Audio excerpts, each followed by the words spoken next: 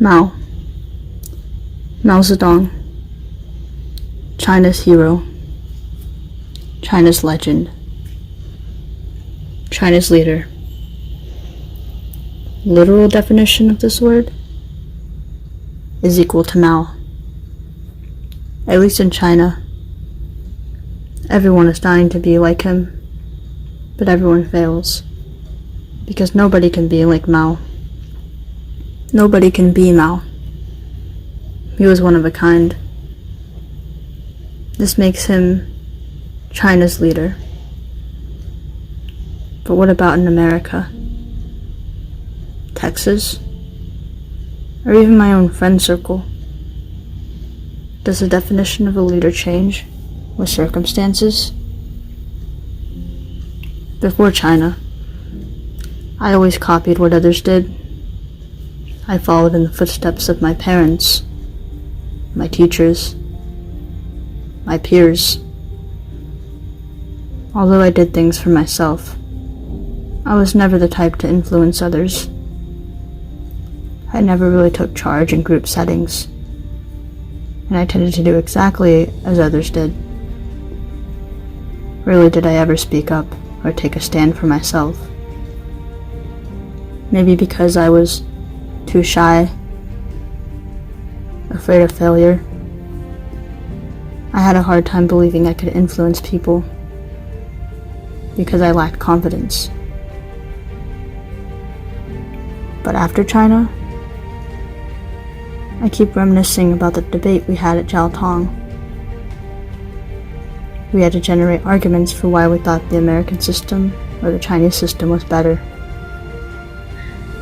That was one of the only times I've ever stood up in front of a classroom full of people and had to defend my reasonings for believing a certain point. Past me would have been too scared to stand up and talk for even as little as 30 seconds. I ended up talking a few times to defend the American side. I knew I had to come out of my shell at some point during the trip. That was my time to shine. Why am I reminding you of this moment?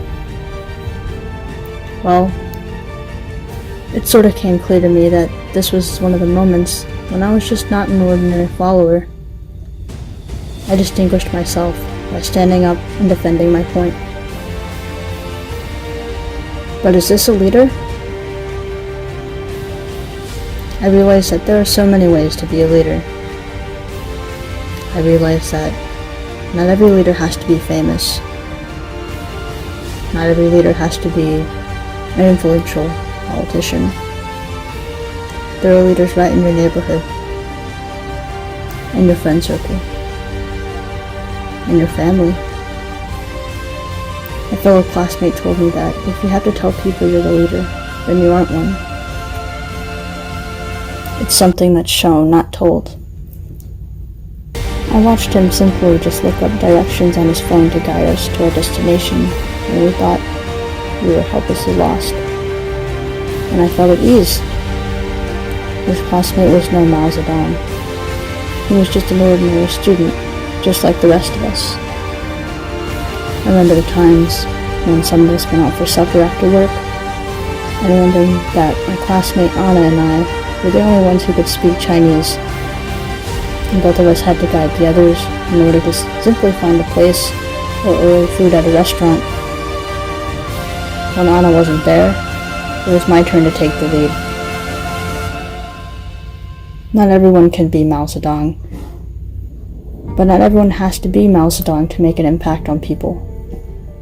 Not everyone has to be Mao Zedong to show others the way. It doesn't take a substantial amount of courage or bravery to step up and lead a small group, or to step up and help others. This is what China taught me.